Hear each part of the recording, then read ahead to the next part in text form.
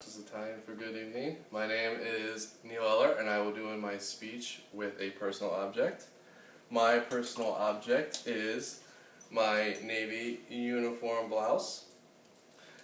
The Navy is more than just a career, it's a lifestyle, it's a way of life.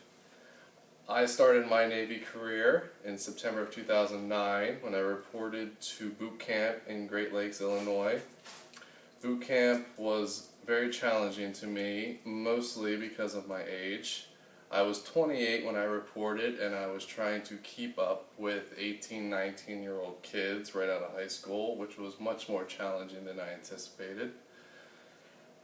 When I was in boot camp, I had struggled with all the rules. There's rules for everything. There's rules on how to make your bed, how to fold your clothes. There's even a rule for how the toilet paper should be placed after using the toilet. Once I was at boot camp, I really regretted joining the Navy. I regretted it every day. I thought many times about leaving, about just going to the train station and just going home. But I toughed it out, and I got my first set of orders in December of 2009 to my training command in Pensacola, Florida.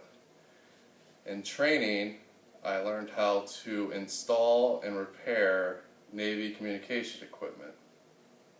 And in this process, I learned how to troubleshoot, how to read schematics, how to do basic fixes, how to solder, any and all things involved in fixing the equipment.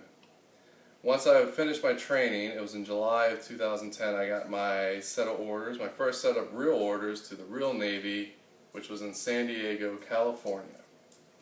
Now, San Diego is an amazing place. It has the best weather on earth. I loved it.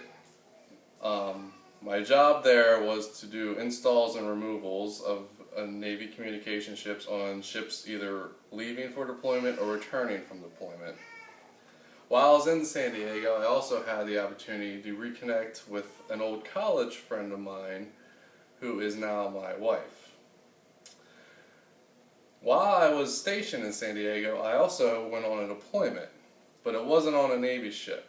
I was one of the few Navy sailors to have actually deployed with the United States Coast Guard. The reason I had to go on the Coast Guard ship is in true government fashion, they installed communication equipment on this Coast Guard ship that was the Navy's, but they didn't bother to train anyone on how to repair it. So they had nobody in the Coast Guard that could fix it. So they reached out to the Navy tapped me, and I went on the deployment. Now, deployments are very Groundhog Day-ish. Every day is the same. But there are some good points. My personal favorite part is at night. When you're out in the middle of the ocean, the ship's dark, you can see every star from horizon to horizon, clear as day. And it's something you don't see unless you're out in the ocean in pitch blackness. Once my deployment was over, I came back, and again I was shipped out, this time not on a ship, but to the Navy Air Station Coronado Security Department as part of the Auxiliary Security Force, or ASF. In the process of getting qualified for ASF, I learned how to fire a 9mm Beretta, the M16 assault rifle, and I had the unfortunate pleasure of being OC'd, which is the Navy's form of pepper spray. Once my ASF tour was done, it was time to re-enlist. So when re-enlistment is a time for change. And I liked my job, but I wasn't too thrilled about it. I wanted to try something new. So I signed up to be a paralegal, or a legalman. I was accepted, and then me and my wife were off to Newport, Rhode Island.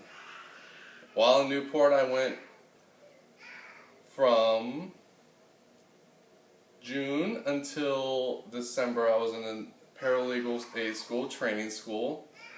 After training, I set my second set of orders, permanent orders, to beautiful Naples. Now, currently in Naples, I am a trial paralegal. I work for the prosecution, prosecuting military members who violate Uniform Code of Military Justice. I've been doing that since January. It is very challenging, but very rewarding. At the end of the day, I am so glad I stuck through the boot camp. The Navy has been great to me. I've seen some amazing things and met some amazing people, and get to experience this beautiful country. Thank you.